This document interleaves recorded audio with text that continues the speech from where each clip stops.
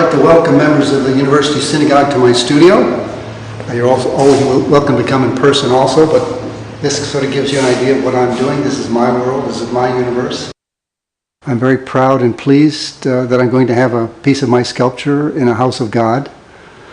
I have a few stained glass windows that I did when I was very, very young in my 20s in churches or chapels, whatever, in Midwest, and I've got a stained glass window at Loyola, the chapel at Loyola University here in LA.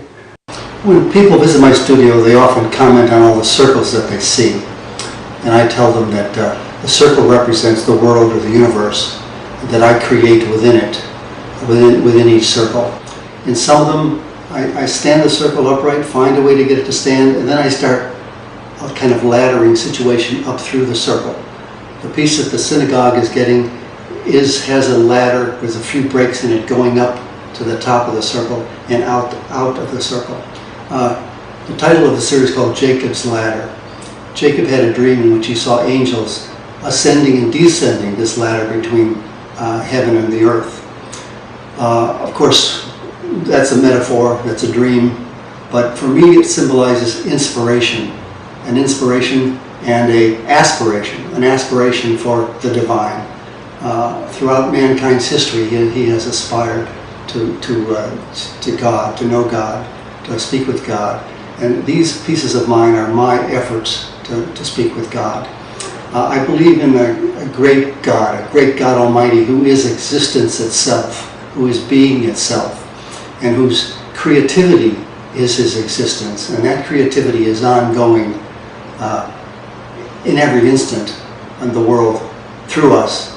And I like to try to partake of that creativity as best I can.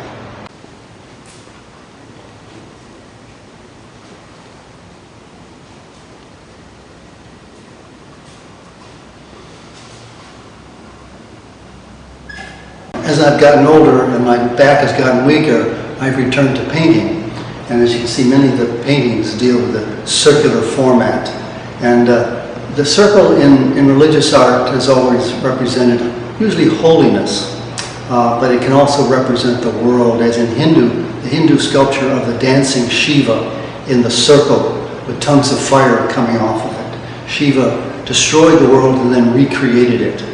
The saints always had halos, but even before the saints, emperors often had halos as a sign of, if they were holy, or at least a sort of power.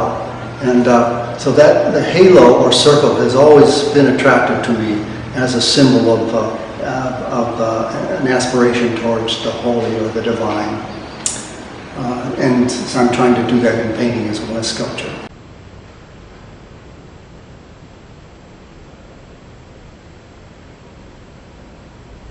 I tend to see the Creator as just an overwhelming spirit of creativity.